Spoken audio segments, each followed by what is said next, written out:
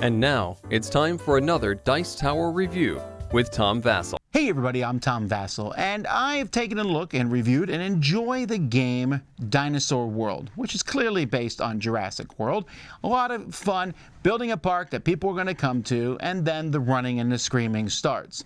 So today, we're not reviewing these, we're just taking a look at these 3 expansions that came out for Dinosaur World. We have the Ice Age pack, the Water pack, and the Hybrid pack, which is mammals, water creatures, and things that you should not be building, you scientists, you stupid scientists.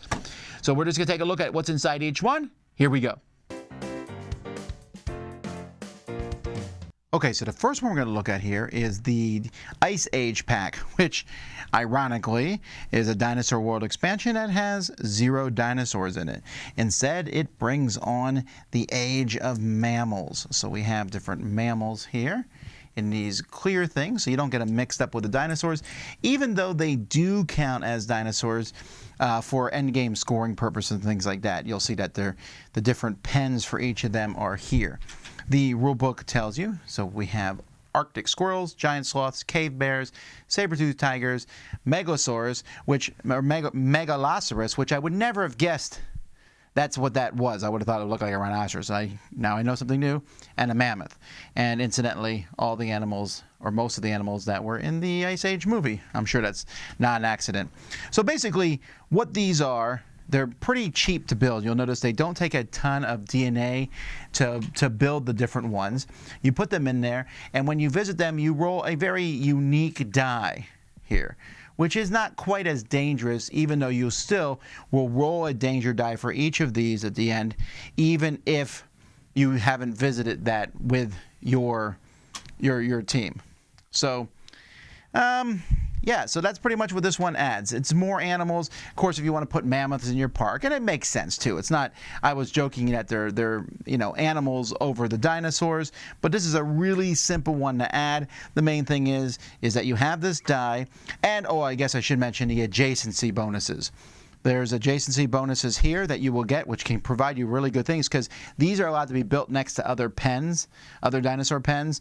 And for each one you have in here, you get 1 adjacency bonus. So if it's completely filled, you would get all of these. And that can really buff up your park. And I got to say, if you had mammoths in your park, you know I'm showing up.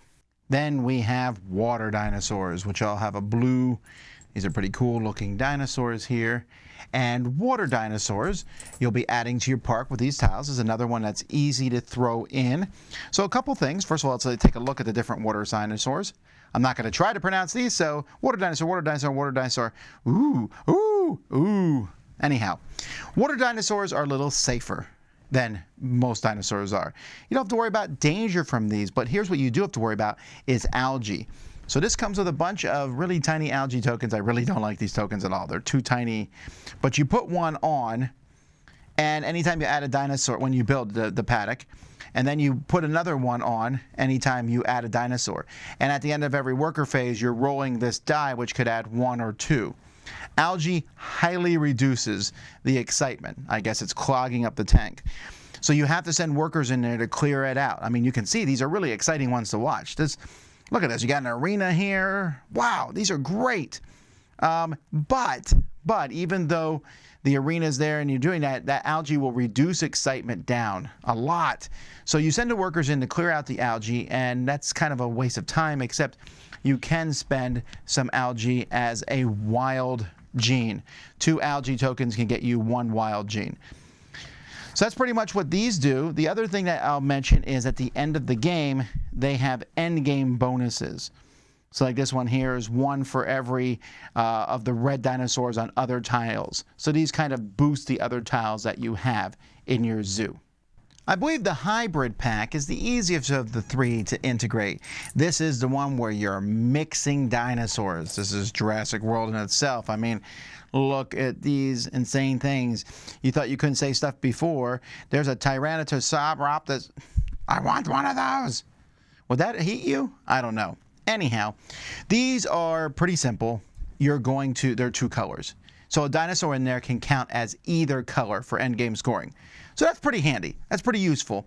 And when people visit, you roll this die, which could add some extra excitement. Yay! The problem is at the end of a round, you'll be rolling 2 dice, 1 for each color, for danger. So yeah, there's that. So like I said, this is the easiest one to put in, and if you like that whole sci-fi nature, do you want a Velocidin? That sounds terrifying. Then you can, this is the expansion you want to play with. Space-wise, all 3 of these can fit in half of one of these. So if you want to store them all in there, it is a little trickier getting them in the actual base box. I've heard that people have done it.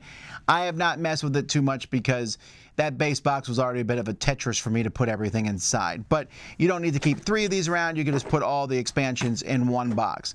They're really easy to put in. This is one of those times where you could put in all 3 expansions, and I don't think it's going to throw people off too much. You just have to remember there's some minor rules.